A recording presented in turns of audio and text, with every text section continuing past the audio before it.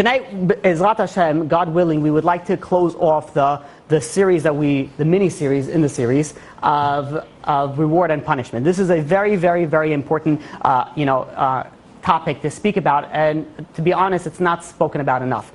So, the fundamental principle of Judaism is that there is reward and punishment. Meaning, very simple translation: if you do good, you will be rewarded. If you do bad, you will be punished. Now, who decides what's good and what's bad?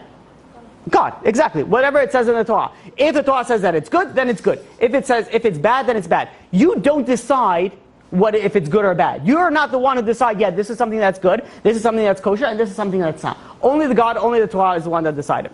Now, when God goes and God judges somebody, it's a very, very, very precise, meticulous, and a very just judgment.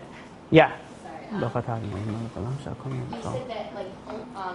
you don't really know it's good or bad, but then in the Torah it says you can't do this, you should do that. No. We cannot decide what's good or bad. The Torah is what decides what's good or bad. Meaning that I don't want to get into, because we spoke about this we spoke about this previously in the Divinity series, but the concept is like this. The concept is that some people say, I think this is a good thing to do, and they do it. Meanwhile, who are you to decide what's good and what's bad?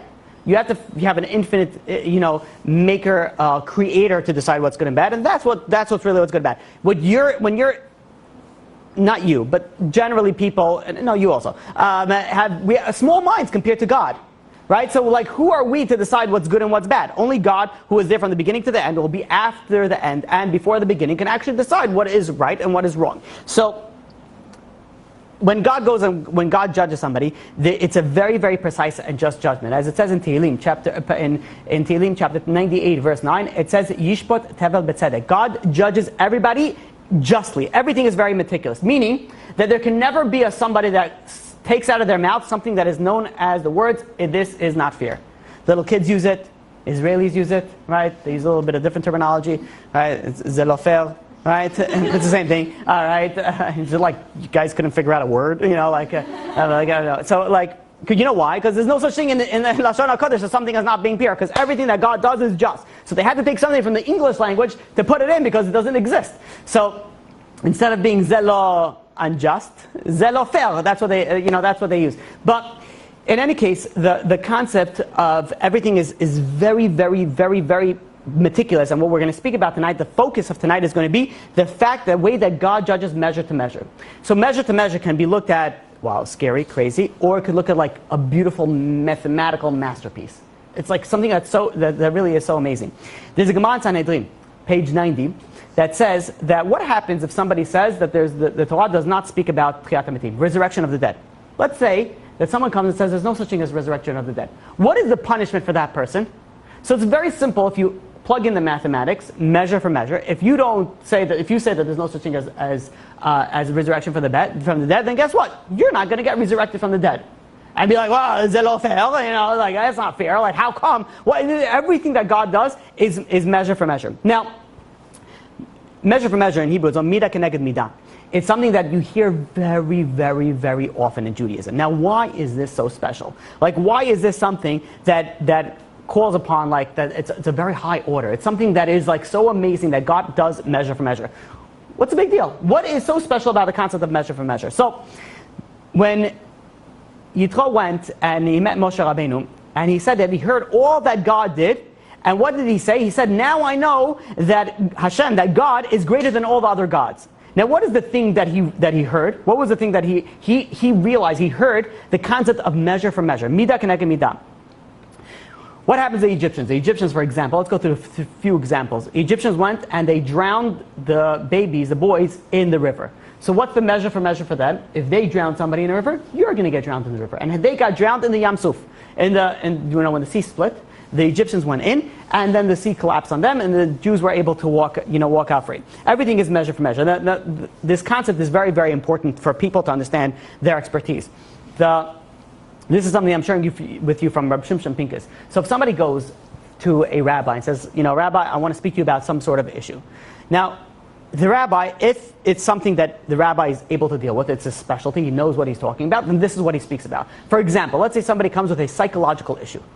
So what people say, listen, I'm a rabbi, I'm not a therapist, go to the therapist, deal with that at the therapist. My specialty is X, Y, and Z. You go do the therapist, that's their specialty.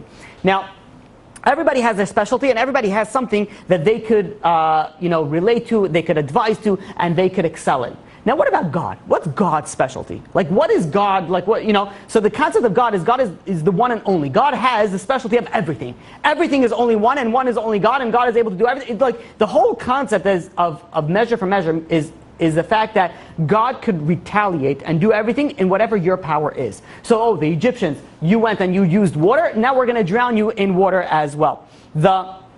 If somebody goes to, like a Jewish person says, what do you want to do with Haman? Hitler. What do you do with Haman, let's say? Right? Someone, as bad as that caliber, Hitler or that caliber, what do you do with him? So some people would say, chop his head off, send him into whatever, torture, whatever it is that some people are going to do. Then you ask a lawyer, sue him in court, and then we'll represent both sides, we'll make both money, whatever it is, right? So you know how Jewish lawyers work, right? We'll get around from everybody has their little corner that they will go and work on.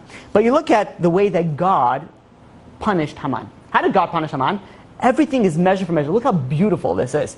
That Haman was the one who he himself brought Esther into the palace. Because Haman was the one who convinced Ahasuerus to kill Vashti. He's the one who says, no, what are you going to do this? If you're going to go and you're going to allow, Vashti to go and be the one to speak up against the king, and the king doesn't, she's not listening to the king, then what's going to happen with all the other people? They're also not going to listen. So Haman said, you're going to have to kill her to keep your respect, right? Street cred, as they call it in the hood, right? You got to keep your street cred. If you want to you got to do that. So they went, and Haman convinced Ahasuerus to kill Vashti. And then what? And then you fast forward throughout the entire story, you see the beauty of measure for measure. Who was the one that built the gallows? Haman. He's the one who built the gallows for himself. Even Haman was the one who the king asked him, what should be done for the king? What should you do for something that the king wants to honor? Haman says, oh, you're talking about me. Take him in his horse, wear the royal crown, wear the royal clothing, and march him through the streets. So what did Ahasuerus say to Haman? You're the one, you're going to take Mordechai, and you're going to be the one that's going to be leading it. Everything led to his downfall. Eventually what happened from that, his daughter ended up, long story short, go listen to my class on the hidden series of Purim, but the daughter committed suicide from that. She saw that to whatever, the long story, I'm not going to get into it. But you look at the entire downfall of Haman, was him. It was God was using his own power against himself. You look at Paro. Paro was the one who was like, let's kill every Jewish baby out there, because the Savior is going to be a Jewish baby boy. So we're going to make sure that no Jewish baby boy is going to come around. So not only was the Jewish baby boy came around, but who raised him? Who paid for the tuition? Paro. He was sitting on Paro's lap playing with the gold and the crown, and that was Moshe Rabbeinu. Paro went and he trained him. He's like, here, why don't you take the best, studies, go into the highest, you're going to be the next, ruler or king, whatever it is. He was raised on Paro's lap. So God, the way that God works measure for measure, it's like when you think that you're going to be going against God, no, God is going to use your power against yourself. That's the crazy thing of it. When you look at somebody let's say somebody who's very powerful. So let's look at between countries, different wars, right? If a country is very powerful in the Air Force, they're going to utilize the Air Force. If a country is very powerful in the Navy, in whatever other area, they want to use that area, ground, air, whatever it is, sea, whatever it is, that's the one that they want to focus on. The way that God works is whatever you think you're good at, I'm going to use that. I'm going to take you where you think that you're strong at. So that is what it means, the one and only. There's only God that has the ability to do that. The beauty of this is that when you really think about it, like everything in life, the way that it goes down is that for example, let's say somebody is very successful up to a certain point and then they become arrogant. Their fall is their arrogance. Let's say somebody let's not you give that example. Let's keep it PG. But everything that God does in a very, very meticulous and a beautiful way. Do you guys see the beauty in it? Do you guys appreciate that? People will call it irony. Like, oh, look at that. It's not. It's all very, very meticulously planned out. I'm sure Pincus brings down the question. Karma is another way to speak about God. Universe is another way to call God. People that don't want to call God. Need the Mida keneged mida, right? Because they don't want to say that there's a God. Exactly. And it's the atheists who realize there's some truth to it, so they got to put a different spin on it. So they call it karma. They call it the universe told me to do this. It's all God. Whatever. It's somebody who can't convince, they're lying to themselves. But anyways, different class, different time. It is. It really is. It's as simple, yeah. And just like the people cause their own downfall when they do evil things, Moshe's biggest impediment was his stutter, and he became the leader. That's beautiful. That's excellent. What you're saying is excellent. Yeah. Yeah. Even it's a perfect example. Thank you. Moshe Rabbeinu's stutter. Moshe Rabbeinu had a lisp. That wasn't a stutter. It was a lisp. He wasn't able to speak. Why? Where did the thing come from? When he burned his hand from, so he went and he had a speech impediment. Yet he was the leader of the Jewish nation. He was the one that conveyed the Torah, like what you need speech for. He brought out from the most strongest, tight-knitted, country in the world, like in the depth of black magic, with nobody ever escaping. He was able to bring them all out, like to such an extent that. You think about how it's possible. Maybe it was charismatic. No, it has nothing to do with that. What you see over here is that everything is from God. Everything is from God. Or is this like the same thing or different? Where a lot of the times Hashem will like give people like really hard like situations. You mean tests? I guess like tests of like, let's say abuse or something, and then like they will like go on and become like therapists or open like rehabs. Is that like the same thing? Is it like different? So, you're asking a question that has, forget about layers, different sections, and in those sections there's different layers, and in the layers are different subunits, and in the different subunits there are different zip codes, and in the different zip codes there's different blocks, and in different blocks are different states, and eventually once you get to the houses there's different cabinets, and in the cabinets there's different sections. Like that's how heavy your question is. And why do I say that? Because what you're asking is it? I think it was so heavy. But it is because. When you're trying to figure out why God does put somebody in a certain situation, we could start planning from today until tomorrow, but we don't know God's calculation. No. So I'm saying like. You're saying measure for measure in the future. I understand what your question is. Could it be that like many things that God gives us is for then it's like part of our like mission, and that's why God gave it to us. It could be. Depending on the person. And it could be not. Like, so that's what I'm saying. It's so many different, like we're not God's accountant, so we don't know where everything plugs in, but it's possible. Yeah, you're right. It is possible that somebody was put in a situation because that's what they're going to achieve. But at the same point in time, you could ask, the reason why I'm saying I don't want to get into it, it's going to be because then you can say, why does this person suffer for their future? Yeah. Why should this? So there's a whole world of situations that go on. So yes and no. So basically I'm not answering your question. Basically I'm saying, good question, good job, let's move forward. Okay, so Rav Shimshon Pincus goes and asks a question like this. It says that there's the time of the Eliyahu brings down like this. It says that maybe, perhaps, if somebody went and somebody learned a lot of the Torah, learned written or learned his entire life, and then there's somebody who learned very, very little, maybe they will have an equal share in the world to come. That's what the Tan of Eliyahu asks. So, because says, and the Tan of Eliyahu was, why is this even a question? Like, are you kidding me? Like, let's say you have somebody like the Vilna Gaon. Let's say you have a rabbi that learns 22 out of the 24 hours a day. And they exist, right? So you list somebody that's learning nonstop. And then you have somebody that roams into a class every Wednesday night. I almost said Thursday, but I decided to. Every Wednesday night they roll into a class. Halfway through, they check their messages in the email because they're the presidents of the United States and they have to figure out what's going on. And then they listen a little bit here. So someone who learned a little, and then somebody who learned 22 out of 24 hours a day. What is even the Havmina? What is even the question to say that they have the same reward? Are you kidding me? One learned so much, one learned so little. What is the connection that they have the same reward? And the answer to answer the question, so the question is a question, if you follow me with that, is that if somebody goes and somebody learns Torah, what happens? They get connected to God.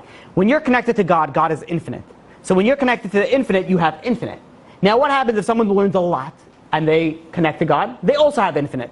So the question is, what's the difference between this infinite and this infinite? You understand the question? So the question is really a good question. Because at one point, like, okay, if you already learned, you're connected to God, that's it, you're done, you're connected, you have infinite. You have an infinite amount of blessing, of reward and everything. Why do any more? At the same point in time, does somebody else who does more, does he get more? And the answer is that for every single additional moment of learning Torah, every single additional mitzvah that you get, you see sort of a renewed, an entire infinite connection. Now the question is, infinite plus infinite is infinite. Like, how do we understand that? And the very, very simple answer is, we have no clue. We cannot understand it. Because this is beyond our capabilities. Rav Shimshon Pika says that this is something that we don't understand. But the way that it works, the way that God created it, is that when somebody goes, and even though that you are connected to God, you have that infinite power, you have that infinite reward, you have that connection, it's still, if you learn a little bit more, you're getting a whole new infinite connection. And if you're learning a little bit more, you get a whole new infinite connection, above that. So the basic understanding of this is very simple. The more good that you do, the more reward that you get. The more bad that you do, the more punishment that you get. Now, when we understand the concept of punishment, even when we back up a little bit, when you look at the concept of doing a sin, like when someone does a sin, right? Why would God allow that? Why would God allow to do a sin? Why would God? Free will. Oh, very good. So God gives something known as free will. This is that we know, it says in Bereshit chapter 9 verse 6, it says that God created us b'tselem Elokim. God created us in the image of God. What does it mean, the image of God? God has free will. Human beings have free will as well. Now, this is a very, very important concept that many people unfortunately misunderstand, that God does not want you to sin. Many people think, okay, God, I sinned, so God wanted me to sin, and then let's move forward. No. God does not want you to sin. But He gives you the ability to do so based on your own free will. You have the ability to go and do whatever it is that you want. In fact, there's a Mishnah in Avodah Zarah that goes and says like this. It says that the Gentiles asked the Jewish sages in Rome, and they asked them as follows. Said, if God doesn't like idolatry, God doesn't want people to engage in idol worship, so why doesn't He just go and eliminate everything that has idol worship? Just destroy it. Just destroy everything else. So the sages asked, but what about, people worship the star, the sun, the moon? Are you going to destroy the entire outer space? Says we need it. What? Because of some fools, we're going to destroy the entire, the entire solar system. Like, where is it going to end? So, the Gentiles thought for a second and said, you're right. Says, then why doesn't God go and God just destroy the idolatry that is not dependent on anything, not the sun, the moon, people that worship, I don't know, a piece of stone that they found. Like, why doesn't God just destroy that? So the sages then said, what happens if all the idolatries that are nonsense are going to get destroyed, but the idolatries that have some sort of purpose are not going to get destroyed? Then what's going to be? The people that are worshiping the sun, they're going to say, aha, you see, this is the real idolatry. You're the fake one. You see, my God destroyed your God. So rather, God gives everybody the ability to do their own free will. You have the own free will to decide whatever it is that you want to do. The Gemara goes on from this Mishnah. The Gemara in Avodah Zarah, page 54b, goes and says like this, and says that God says, not only do the wicked people treat my stamping tool as if it was public property, but they use it against my will. Now, what does that mean? Why is it that there's something known as a mamzel? A mamzel is somebody who is a baby that is born out of the union between a married woman that committed adultery with another man. And out of that union is a baby that's known as a mamzel. So why is that baby created? Like, let the baby not be able to create it, because it's a stain, if you could call it, on the soul, or whatever. Not getting into Kabbalah, but it's a situation. It's also halachically has a tremendous amount of ramifications. So why is it that God doesn't allow it to happen? God prevents it from happening. The answer is that God gave the human beings the ability to have the stamp, to create a divine being. You could go and use it in an illegal way, create a child in an illegal way, a child that is not in the from the purest souls. Again, we can't get into this whole concept, because it's a whole whirlwind of questions. What happens with the body? So I don't want to get into that, at all. But obviously, there's a situation here: who we can marry, who she can marry. There's a lot of ramification that comes in. So God says, I'm going to give you the ability. It's in your control. You could do something that it's against my will. I don't want to do it. You force me to go and allow to put a child into this, into this woman. Meaning that you could do something that is not per se what God's will is. God's will is to do the mitzvot. You're going against the mitzvot, so you're going against God's will. Now, if somebody, we could even take this in any aspect, if somebody goes and doesn't, there's an halacha, rabbinic, biblical, doesn't matter, pick whatever it is that you want, and you decide not to keep this halacha, you decide, I'll do everything but whatever, this is not for me. So God wants this halakha to be kept. God wants you to do this halakha, but you do not want to do it. So in essence, you're changing God's will per se, right? Obviously, if you misunderstand that, that's technically kfirah, right? So don't take this the wrong way. You cannot change God. God is unchanging. But God wanted you to follow the mitzvot. You're not following the mitzvot, so God gives you the ability to go and act against heaven. Now, the question is why? Why did God do that? Why did God allow us to have such power? You're talking about the ramifications that exist in every decision that we make is mind-boggling. You're talking about decisions that affect all eternity. Everything that you do is going to affect eternity. Where you decide who you can decide you're going to get married, what profession you're going to go into, where you're going to live, where you're going to send your kids to school, has not only a ramification on just what you see over here, for generations and generations to come, forever. It all depends on every single decision you make. Isn't it crazy? Tell it to somebody who already is undecisive, right? Forget about it. They're just going to rip out more here and bang their head against the wall. But if we understand the ramifications of every decision that we have, it's really ridiculous. So why did God allow us to do this? And the answer is that even though the ramifications of doing something bad is so great, the ramifications, if you could call it that, the benefit of doing good is so much greater that it's worth it. The risk is worth all that. All that is worth it. And it's something we spoke about last class. We spoke about that 500 times God rewards more than God punishes. The concept is that all said and done, the reward and punishment, it's worth it. And it's worth it for you to have that. Rav Shimshon Pincus goes and says that he wants to ask somebody who worked in Israel's nuclear reactor in Dimona. Anybody ever drive past by this? Anybody know where this is? No? Okay. So, in Dimona. So, Rav Shimshon Pincus goes and asks him, says, how many years have you been working there? So he said 17 years. So the rabbi asked him, says, hey, listen, do the Israelis have an atomic bomb? So nuclear, says, do they have it there? Did you hear anything about it? Any, water cooler talk? Like, what's going on? Do they have it or do they don't have it? And he said, not only do I have, there's someone who worked in the nuclear reactor for 17 years. He says, not only do I not know if there's a nuclear bomb or not, I have no clue what I've been working on for the past 17 years. They pass me something, they say, work on this, here's the instructions, I do it, I have no idea what I just made. And I pass it on to something else, and then it just goes. No clue. In fact, the Israeli government works like this in many areas. In the Air Force, right? They buy planes from, let's say, America, whatever it is. They go and they deliver the planes and or the tanks, whatever it is. And the Israeli government go and they bring a bunch of different, pieces, and they say, take this part out from America, put this one back in. What is it? Don't ask questions. Usually they're taking things out, putting things in, swapping things here, turning things here. No one knows what they're doing. Everything's doing, but yet they're very sophisticated somehow, right? They're just doing something. So the rabbi asked this guy who worked in the nuclear reactor, says, I don't understand, don't you get bored? Aren't you just like, following this protocol? He says, no. He says, there's such consequences if we mess up. He says, we don't have the opportunity to get bored. He says, we're making sure that there's so many penalties, there's no time to get bored, there's no time to make mistakes, because everything is set up in a particular way. The way that it works is that God gave us commandments. God said, for the next few days, you're going to be shaking the lulav and etrog, you're going to be sleeping and living in a hut. Why? Don't ask questions, all right? There's a bigger picture going on over here. Do it, or there's penalties, right? And then a short while later, you got to lean to the side and you got to eat a piece of cardboard. Why? Don't ask questions. Just do it. There's ramifications over here. We're talking about nuclear reactors over here. We're talking about, now obviously we know, the concept of why we do mitzvot. We know the things of it. But the real essence of why we do mitzvot, it's beyond us. The real essence of why we do things, it's only God. Let's hold the questions. I want to get it because I want to try to get to cover more ground. So at the end of the day, why we do things, it's all in God's hand. And God created the world. God says, you take this machine out and you put this one in. And you do it, and then it flies 1,000 times faster, and it's more powerful, and you don't ask questions, because if you ask questions, you get put in a little black. The truth is that doesn't work that way in Judaism. You can ask as much questions as you want, but in certain government agencies, when you ask too many questions, right?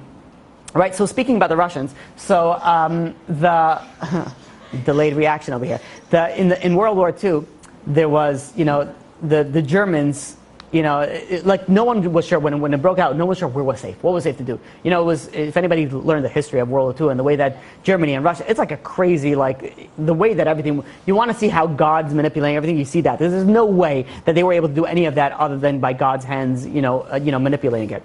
But when you go and during that time, they weren't sure. There were people from Russia that ran to Germany. There were people from Germany that ran to Russia. They were no one knew what to do. So everyone's escaping to other places, and everybody, they went over to the Brisker Rav, and they asked him, "What will be? Like, what are we supposed to do?" So the Brisker Rav answered something that's amazing. He says, "What will be? That does not matter to me." He says, the only thing I need to know is what is permitted and what is forbidden to do. That's what I do. The rest, what will be, is none of your business, right? That's all in God's hand. You have to do what you need to do. I've had this conversation with people. I don't know, maybe it's only me because I speak to quite a few people on an hourly basis. That you speak to somebody and you have a conversation and they're telling you, like everything is wrong with what the Prime Minister in Israel is doing. Like they could do such a better job in whatever Israel's doing. He's doing this wrong. He's doing this wrong. 5 minutes later, the conversation, changes, and all of a sudden, he's the president of the United States of America. He says, "You know what Trump really should be doing?" And then a few minutes later, all of a sudden, he's running Amazon, and he says, "If Amazon would be smart, this is what they would do." I'm like, this is a person. And by the way, this is what I'm explaining is a typical, what we call them, yentas, whatever, a typical, person. And they decide they know what's best. They know exactly what's best. This is what they should do. This is what they should do. This is what they should do. If you ever ask anybody for advice, right away they'll be like, of course I know what to do. And you go and they answer you everything that you need to do. The way that you know if it's good when you're asking a person for advice, if you're asking this person a lot of times for advice, and sometimes they say, "Listen, this is not my expertise, go speak to this person. This is who you need to focus on." Or you speak to this person, this is who you need to focus on. Because that's someone who knows where they are and they know what their strong parts are and they know where they're able to advise on. When we're going and we're deciding what's best for this and what's best for this situation and what's best, none of our business. We have to obviously do our research, ask the right questions, make the right decisions, but ultimately, it's all in God's hands. Everything is God's hand. But at the same point in time, everything is in God's hand, but every decision that you make, you're responsible. You're either going to get reward or punished for your decision. You realize that let me ask you a question like this. Is there a neutral thing to do? Think about it for a second. I'm not going to answer that. Is there a neutral thing to do? Is there something that you could do that's not... No ramifications, no reward, no punishment. Either someone's gaining weight or losing weight. Breathing. Right. So, I'm not going to get into that, but it's if you think about that for a second, there's nothing neutral that you do, or there is something neutral, I don't know, I'm not telling you, right? Either way, but if you think about that for a second, look at what every decision in your life is going to bring you, either reward or punishment. That aren't outright bad, but they're not great either. They're kind of just gray. Yeah. If neutral is gray, then neutral is bigger than black and white. So whatever it is, there's a reason why I didn't want to get into it, and that's one of the reasons. Oh, okay. So now when you're looking at the decisions that we make nowadays, the ramifications are so much greater than it was, let's say somebody doesn't keep Shabbat nowadays. So back, you're talking about, let's say, 100 years ago, right? Somebody wanted to break Shabbat.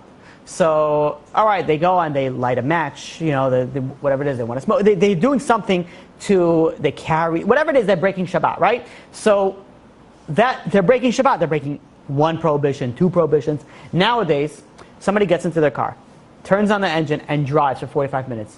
You know how many times they broke Shabbat during that time? It's an unbelievable amount of times that they did. Every time that the sparkle, you're talking about thousands upon thousands, hundreds of thousands. I don't remember the exact number. Somebody once sent me, it was a mechanic who sent me once a breakdown of it based on the RPM. It's crazy the amount of times they break Shabbat. So the ramifications that we have nowadays is not like, okay, fine, I broke Shabbat, I drove something. No. You don't understand the ramifications of what it means to drive somewhere. You don't know what it means if you're using your computer, you're using a TV on Shabbat. What is the ramifications of every single thing that you're doing? The Rabbi Shal Salanter was brought up an interesting. It's tonight.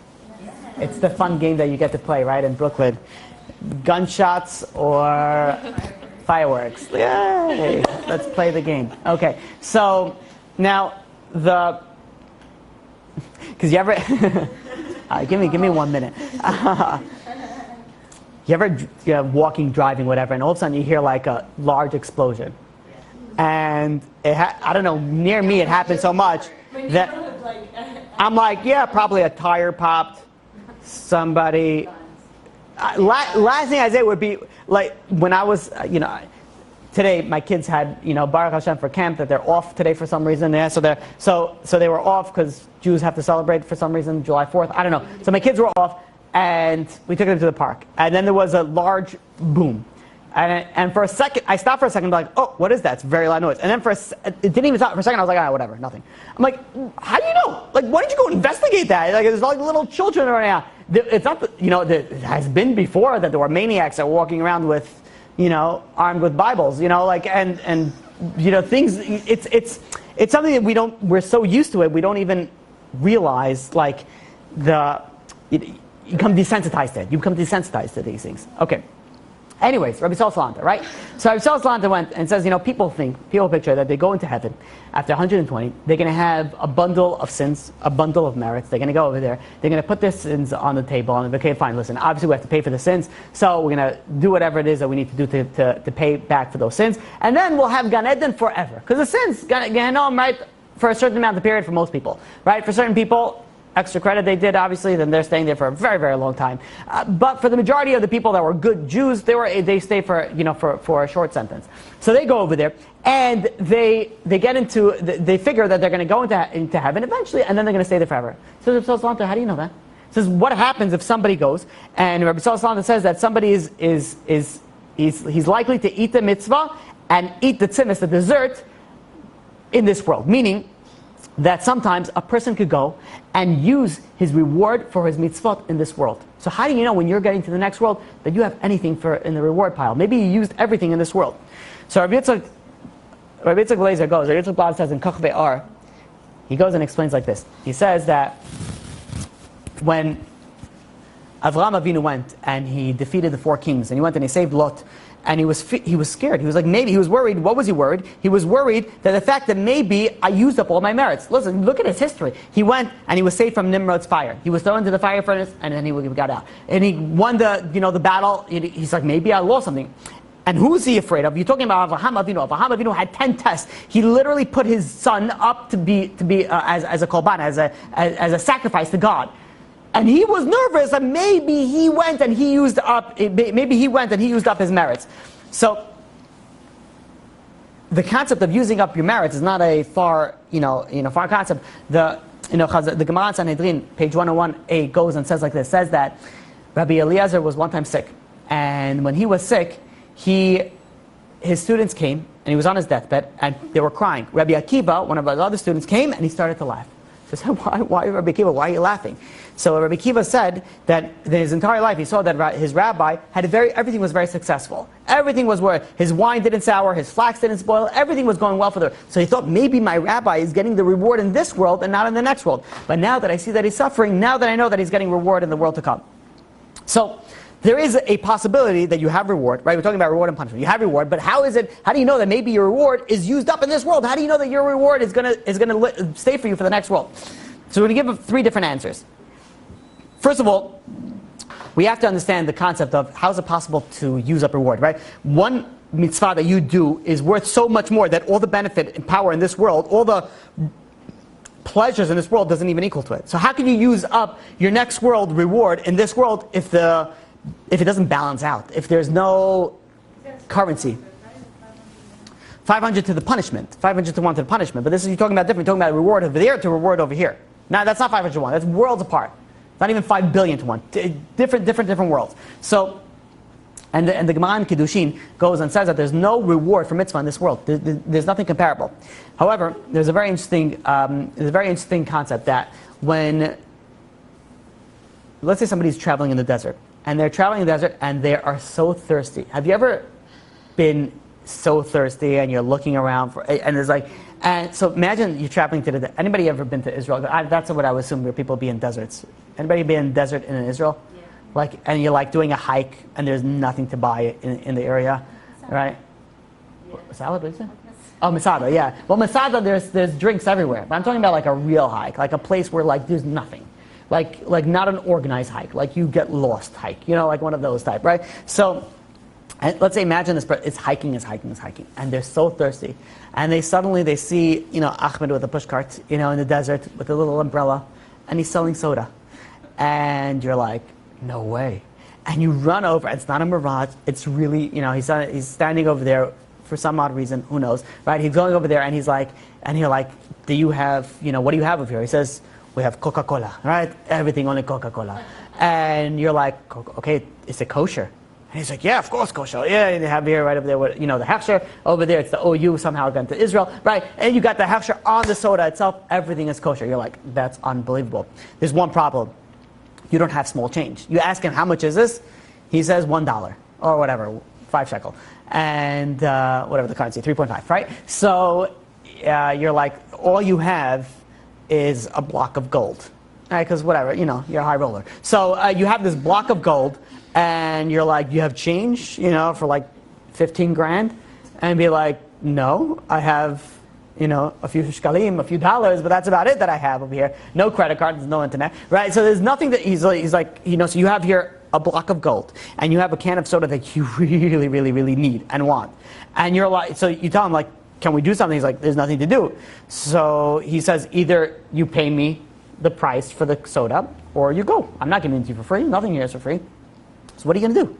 Are you going to go, and if you're so thirsty and you're dying of thirst, you'll give that block of gold worth 10, 15 grand to this Arab merchant to take a cup of soda or a cup of water. It's worth it. There's no other option that you will have. Even though that it's not a true payment, even though that the payment is not really equal, of equal value. The same thing is in this world. Really, in this world, there's nothing of equal value. But if you use up your rewards because you're not utilizing your decisions, your free will properly, that means you're paying for things that you're using in this world illegally. It's going to use up your merits. And what are you going to do? It's $15,000 for something that's worth $1. Oh, it's not fair. Be like, no one asked you to buy this. Keep on shopping. Keep on walking. Oh, you wanted this? Okay, so get it. So how do we understand this concept? How do we let's break this down. Rabbi Salman says, and we brought this down before, this world is a very expensive hotel. That at the end of the day, you're staying at this expensive hotel, you're going to have to pay the bills. You're going to have to pay the room, the charge, you're going to have to pay if you took little chocolate chips or whatever it is in there, opened up a bottle of water, you're going to pay $65 for that water, right? Because it was water directly from heaven, all water is like, but anyways, this is water from heaven with the price of heaven, right? And you're going and you're paying for everything that you have to do because that's the bill that you have to pay. But what happens if, let's say, you work for a certain company and you're working for this certain company? So when the bill comes, you're like, okay, you just swipe it on the company credit card. There's no problem. You don't have to worry about anything because this is a business expense. So it says Rabbi Salman that it all depends on how you are. If you're in this world, you're a profitable businessman. And that's not talking about in the financial aspect. That's talking about in the spiritual aspect. You're doing what you need to do. You're following God. You're following the Torah. You're following the mitzvot that you need to do. And you're doing everything that you need to do. So fine. So you use something. That's on God's account. But if you're not listening to God, if you're not following the Torah and mitzvot, and you decide you want to live your own life in God's world and you're not following the rules, you better pay up. And you don't have anything to pay up, so it's going to come out of your reward. Oh, but it's not fair. No one asked you to buy. You wanted to buy, that's the price. You don't want to buy, you want to buy soda? $15,000 gold bar. You don't want to buy it? Keep on walking. Oh, you wanted to use this world illegally for your pleasures without using the correct ways? So guess what? You're going to end up paying. What's going to be your currency of your rewards?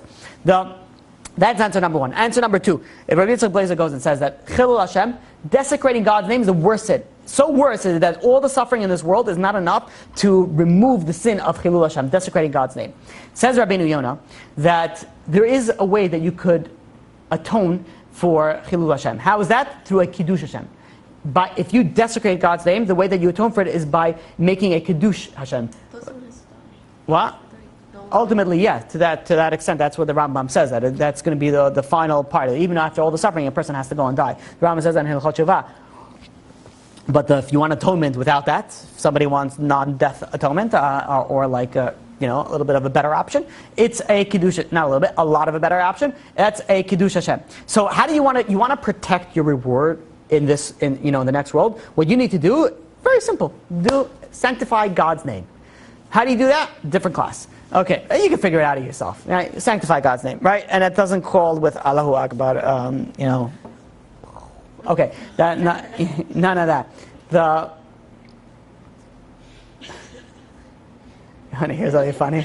We see it happening. They actually, people who do bad things, they're showing a bad example of what is, so they're sanctifying God's name by showing them the punishment that bad got. I didn't follow that. Say one more time. Like if someone's doing something bad, right? Right. And then someone's doing something good, then they both get equal measure for what they did. So they're sanctifying God's name by showing that evil gets punished, technically, isn't it? Technically, yeah, but you don't see that. I'll tell you what I was thinking about. I had a student of mine that told me a story last Shabbat, and I was like, when I heard this, I'm like you're ridiculous. You know, like what did he do? He goes, and when he was in Israel, he went and I don't know how the story came about, and I don't recall everything, but all I know it was two people arm wrestling. One was a yeshiva bachar, the other one was a Palestinian. Right? How it came, I don't remember the connection, but it ended up that way. Right? So there was a yeshiva guy and a Palestinian. They were arm wrestling. And so my student goes, he had a flip phone. He takes a phone and as if he's taking a picture. Now the Palestinian sees a flip phone, right? Obviously they're living in the gutters, but they don't know what, they've never, the flip phone. Like, what do you mean? They have the smartest, most advanced cell phones over there. Like, what's a flip phone? He's like, and so my student's like pretending to take a picture. And then he's like, just kidding, doesn't have any pictures. And then my student says, he opens up the phone and he goes, boop, boop, boop, boop, boop. And he's like, I'm like, don't joke about that. Like, he was literally joking about making an explosion sound, you know, like, he's like, and he was explaining to me, he's like, you get it? Because the Palestinians, they blow themselves up with the cell phones and the bombs. And I'm like, there's certain, you don't make jokes. You don't make jokes when you're on TSA line about bombs. You don't go, doop, boop, boop, boop. Yeah, did I pack my own bags? No, of course not. I collected it on the curb for $150. Someone paid me. I'm traveling this bunch of white bag of stuff over here and a bunch of green bag of stuff over here. I don't know what this is. You know, like, there's certain things that you don't make jokes, right? To the TSA and to the people that you may or may not suspect as being those people that may do the boop, boop, boop, boop, boop, right? Those are the people that you don't make those jokes to. So, like, when you know, I don't know how we got to the explosions, but yeah, welcome to my mind. Okay, so anyways, going on, Reb Chaim Shmulevitz, while we're on the subject. So one, we said to protect your reward, he says you do a Kiddush Hashem. Reb Chaim Shmulevitz goes, and the third way to say it, it's the third way to protect it, is he brings down the story of David HaMelech. Natan Hanavi, the prophet, went over to David HaMelech, and he wanted to go and give him reproof for the incident with Bathsheba. And he goes and he starts and he asks David a question. He says, two men are in town, one rich and one poor. The one that's rich has many, many flock, has many cattle, has many things. The poor one has one cattle, one sheep, one little lamb. And the rich man had a bunch of people come over, and he wanted to go and, basically slaughter and produce some meat for his guests. So he decided, but he didn't want to take any from his own cattle. So what he decided he's going to do, he's going to take from his neighbor's cattle, the poor person, and he takes the one cattle that this poor person has. He steals him. He shucks him, and then he serves this food to his guests. Says the prophet to David HaMelech. He says, what should be done with this type of person? David HaMelech got very angry. He says, this person, he deserves death. This is a death penalty. So the prophet goes over to David and says, you're that person. He says, you had everybody that you were able to do. Why did you take Bathsheba? Why did you take Bathsheba for it? Reb Chaim Shmulevitz goes and asks a question like this. He says, why did Natan have to go in a little bit of an allegory? Why didn't he just go and give him the rebuke, give him the reproof straightforward? Why did he have to go through an allegory? Why did he have to go through all a roundabout way to go and tell David what he wanted to tell David? And the answer is, says Reb Chaim Shmulevitz, is that a price has to be fixed to the sin that he just did. Now, what is the price? Who is the one who's going to decide the price? Measure for measure. You're going to be the one who's going to decide the price. So the prophet goes over to David and says, what is the price that should be? He gave the price, and then he gave him back. And then he says, you are this man. The way that it works, says Reb Chaim Shmulevitz, is that every single one of us, is a very, very important concept. We set a price to our reward. We set a price to what is valued. So, for example, let's speak about for a guy who's learning Gemara. He's learning Gemara, and then he gets a phone call. And it's a phone call. Sometimes there's important phone calls, sometimes there's not important phone call. This phone call, not so important. He picks it up, he's like, hey, what's going on, what's up? And he starts schmoozing with his friend. So what he's really showing is that this phone call is worth more than this Gemara that he learns. Right? So he's putting a price to the Gemara that he's learned. So let's say there's somebody that has to dress modestly. And the people, that is very important are the people in this room. So you have over here an option that you have to dress modestly or you don't dress modestly.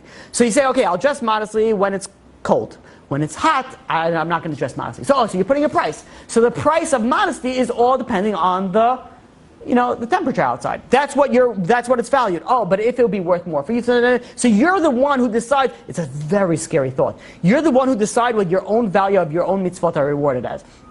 If somebody has a class that they go, let's say, every Thursday night, whatever, throwing out a day, right? Every Thursday night they go to a class. But then they say, okay, listen, I just want to eat ice cream at home. I just want to sit at home and eat. I just don't want to buy. So ice cream is worth more than a class for you, right? Whatever. It's nothing to do with this class BJX every Thursday night at 8 p.m. It doesn't have nothing to do with that.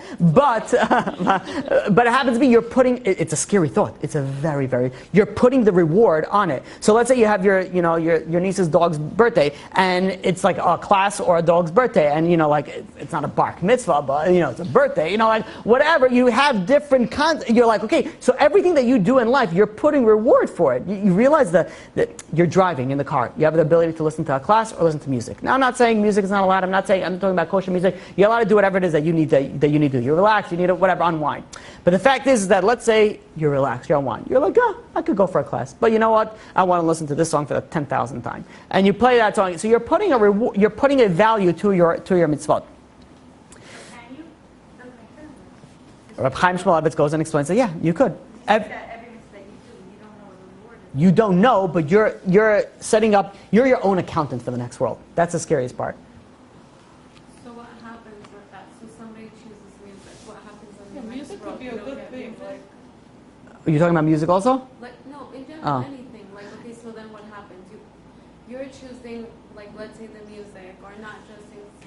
So then what happens? So the reward that you're going to get is based on what Chaim Shmulevitz is going and explaining is the reward that you're going to get is I want to say partially connected to the importance that you put on something. So some people, let's say for example, it's not how committed you are, it's how important. Everybody falls. Let's put it that way. It's how much you value it. Yeah, it's how much things that you value. Put it this way. Let's look at it the flip side. Let's say it's very, very difficult for you. And this is why I think you'll understand that a lot better. If it's very difficult for you to come and learn or dress modestly. Let's speak about dressing modestly, right? Let's say it's very, very difficult for you to dress modestly. And I'm not the one to judge because I don't know. I don't know about these tests. Baruch Hashem. But it's very, very difficult to dress modestly. And you go and you work to dress modestly. And then there's somebody else that's very easy to dress modestly. Are those two people getting the same reward? No. They're not. You're right. The one that's more difficult gets it a lot. Oh, it was you. Oh, sorry. Okay, you get a lot. You get a much higher reward because it's more difficult for you.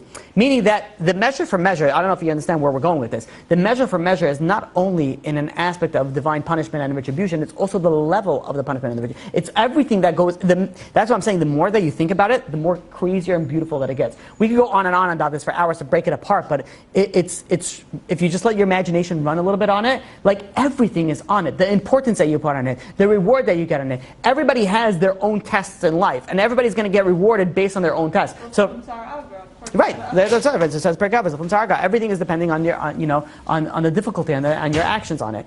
Let's finish off with a thought like this: that Rav Moshe Goldstein goes and brings us down, and he says, and I actually quoted Rav Moshe Goldstein a few times in this class. Let's say somebody goes and doesn't, he was religious and goes off, decides not going to be religious anymore. So let's say somebody grew up very, very religious, and then they decided they're leaving everything behind. So the first time they do that big sin, they think that there's going to be a lightning come down from heaven, going to zap them, and they're going to die or whatever. It's like crazy thing is going to happen. And then they go and they do that big sin, and they're looking around and no punishment. Well, you look at that, and then they do it again. And when you speak to people that went off, and they were very religious and went off, they say this very concept. I thought the world was going to end.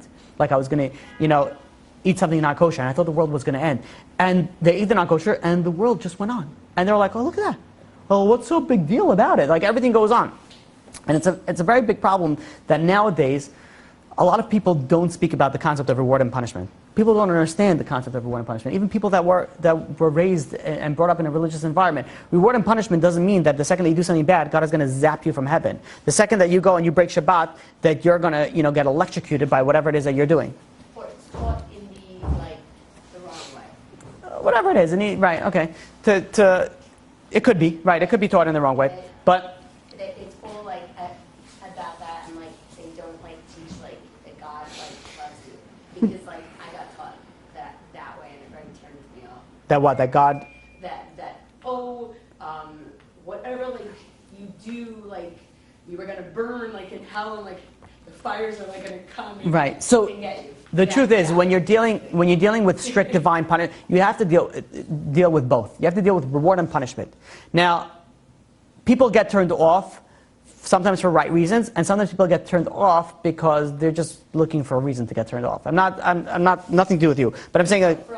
Yeah, I know, but I'm saying that people, it all depends on the way that it's conveyed. It also depends on the person that's receiving the message. What's the background? What do they want? If somebody that's been abused their entire life, if somebody that went through so many hardships, and then they come and hear that they're going to go to Gehenna if they do blah, blah, blah, blah, they're like, you know what, I had tortured my whole life, and in the afterlife, you know, like, so everybody has their own, so on a personal, well, it's still no excuse, you're right, but everybody you have to do on the same level. But as an overall, as people that are speaking in the public, people that are teaching in the public, you have to have both. You have to have reward and you have to teach about punishment. Because guess what? You need to know if you're going to get punished for something. It's not going to be like, you know, you get up to heaven and be like, well, you didn't keep Shabbat, you didn't keep modesty. Oh, but you're such a good person because you're so funny. Whatever it is, be like, why didn't you come upstairs? Yeah, forget about that. Come upstairs. You know, it doesn't work that way. As much as I wish that it would, it doesn't. The way that it works is everything that you do, you get either reward or punishment for it. Can't you like still be like, let's say a person who isn't like religious, can't they like still get like rewarded for things if they are like a good person? Yeah, it could be. Again, I'm not God's accountant, so I don't know. But God works in mysterious and amazing ways. So yeah, God could be. But am I going to say, put it this way, there's no excuse for anybody not to keep Shabbat, and not to keep kosher, and not to be religious. You know, unless it's a life-threatening situation.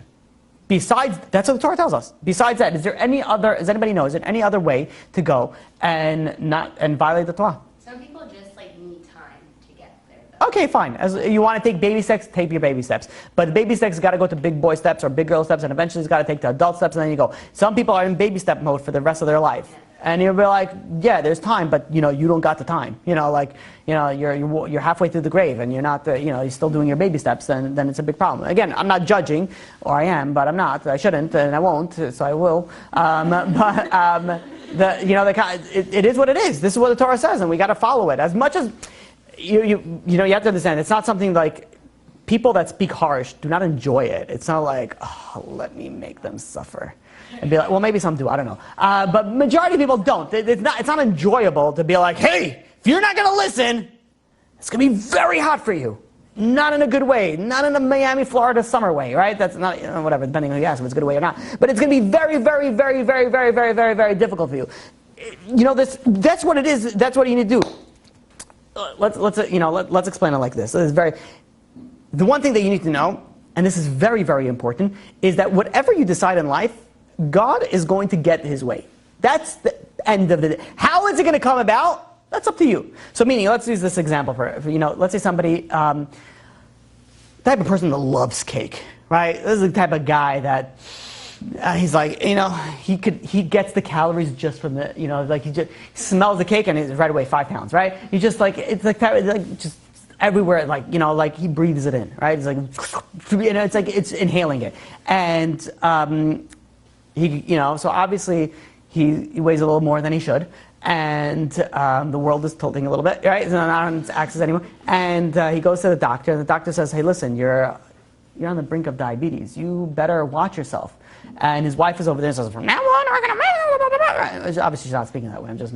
Whatever it is. But so she says, from now on, you're going to eat broccoli, and you're going to eat salad, and then you're going to cry. It's going to lose your weight, right? And then the guy goes, and he's on this diet starting after Shabbos, because, obviously it doesn't count for whoever decided that. I don't know, God doesn't matter, but calories don't count on Shabbat. So anyways, so he goes, and he starts his diet. A week goes by. He's miserable, he's angry, he's crying, his wife is crying because, whatever. It's a whole situation, right? Everyone's losing weight. So, and then finally, comes, he's walking down the street, and then, his addiction comes back. He smells that aroma. He's like, oh, And he's like, he swivels into the bakery and inhales some cake, and he's like, you know what, I'm only in a diet at home, like I'm only modest in a certain zip code, whatever it is, right? Certain people, right? So he goes and he starts eating again. And meanwhile, he's eating until finally he has to go back to the doctor. He gets it and he says, listen, now it's the time to decide which insulin we're going to give you. Like, what's your dosage of insulin? Realizing that now it's serious. So he's like, okay, now that he has to take it, now it's like getting serious, and now he's like on a very serious diet, right? And it lasts for like 3 weeks, and it's almost going on the 4th week, and then there's a huge kiddush in shul. And he goes over there, and then he falls at, and while he's pounding all his delicious olam haba, and he's going inside over here, and suddenly he collapses. He gets rushed into the hospital, and all of a sudden, Hatzalah comes in, it's a crazy thing. All of a sudden, he's in a situation where he's in the emergency room, he realizes it. That's it. Now he's really losing weight. And he's not touching cake again. Like, he went through this situation. He went through the punishment. He went through whatever he went through, and he's like, no more. No more breaking, no more falling, no more going down. I'm going to fix myself. And he goes and he loses weight. Now, did he have to go through that process? No. He could have gone and avoided all that by losing weight right in the beginning. But yet, he thought that he was better, he was smarter, and he was going to go this way. At the end of the day, God is going to get his way. The question is it going to be through insulin? Is it going to be through the hospital? Or is it going to be just without all of that? At the end of the day, you have to do what you need to do. Whether you like it or not, whether I like it or not, we all have to do what we need to do. The question is, are we going to listen to God? Are we going to decide that we're smarter, we're better, we know more, and we're going to decide this way, and then maybe later, and it doesn't work that way.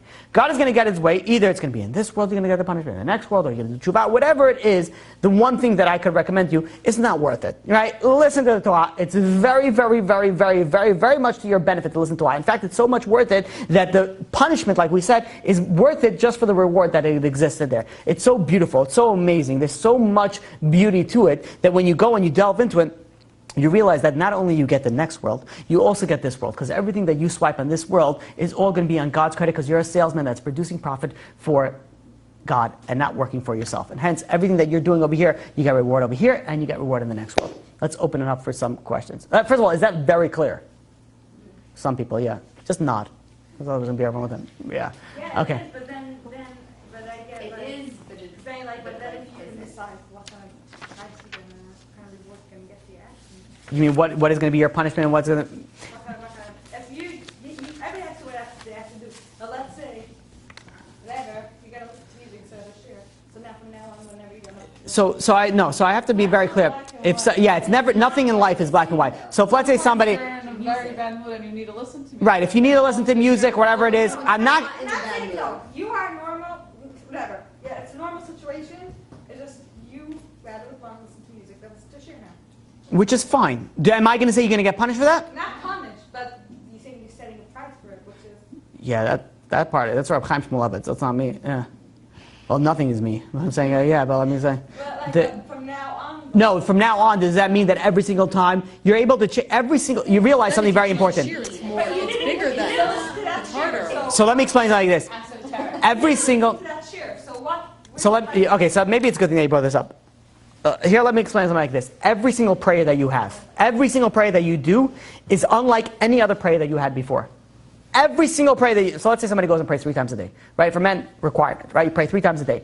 Every single prayer is nothing in worlds different than the prayer that they had before. Even though they're saying the same things, they're going the same, but there's a whole different, there's different emotions, there's different background, there's different psychological, there's different situations, different standing, different tire, different food. There's so many things that the equation is never the same. So even though, let's say you go and you decide, you pray once and you don't pray it every time, it doesn't mean that all your prayers now are exactly this value, right? Again, I'm not God's accountant, I'm not God's actuary, so I don't know the formula that God's going to use and say, okay, well, you use this over here, and blah, blah, blah, blah, blah, blah, and all these cases, and plug it all together and do that. All I can do is what Chaim Shmulevitz goes and explains. And he says that each and every single one of us, to a certain extent, we put a price to our own mitzvot. Oh, does that mean that every single, let's say you're so exhausted that one time you need to do something, and you do it. Does that mean that it nullifies everything else? Not necessarily. Maybe yeah, maybe no. I don't know. I'm not God's accountant. I think like it's kind of like I'm saying this is like different, but it like talks, but it has to do with this. I feel like when you are like on like a higher like level and like you like always like take things on and like you're growing, Hashem will like then expect more like from you. But then like in the end, it also like benefits you because it like makes you a better person. Right. So once we get, everything goes hand in hand. Everything is zelu madzeh. Everything is hand in hand. Everything is on a balanced scale. But my purpose was to give you an understanding of it, not to go and try to figure out what's your weight in everything that you have done in life. We don't know that. But the concept over here is to realize the importance of every action that you do. Every action that you do has importance. Don't think about it the negative. It's very important to think about it the positive. Meaning that it's very, very difficult for you to do something and you do something. Think about all that reward that you're going to get from that.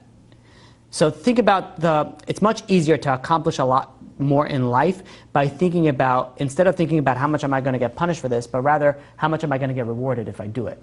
So instead of saying, oh, this is bad, but like if it's so hard for me and I do it still, imagine the reward that I'm going to get. If it's so hard to come to a Thursday night class, right, whatever, and I still do it, then look at all the reward that you're going to get for that. Do you want to just Push it for the forward, yeah.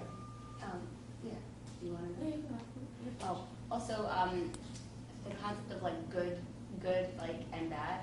I feel like if you were saying that, like, I heard like a lot of like rabbis didn't like want any like good in this like world, so like they have like a lot of like suffering instead. But like to God, that could also be good in a sense.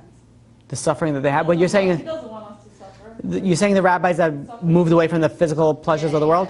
Yeah, all the big rabbis moved away from the. They don't want. You look at all the big rabbis' houses, right? The tiny little. When I was in Israel, I went to Chaim Kanievsky's house, right? So you walk in, and then there is like Sfarim on the wall, and then you make a left, and you could see into the bedroom over there, and then you make a right, you go into his room, and his room is just like full. He has like a stender, the table, and people just walk around, nothing fancy. He would be able to get a very, very fancy. He's not interested in that. He's interested in just learning. He doesn't even notice that anything else like that. But some person could have like a fancy house and be just as wonderful. Like Yeah, they could. Yeah. I mean, like how we don't really like what look bad to us is really good in God's eyes. So like we don't know what is good and what is bad. Yeah, so that's something that you're dealing with more in like Komanda Abid Rahman al-Tabavid, Gamzul Tova, everything's for the best. It's a whole different topic in itself, which what you're saying is true. Yeah, everything is really ultimately for the best, even the suffering and even the bad that we see it.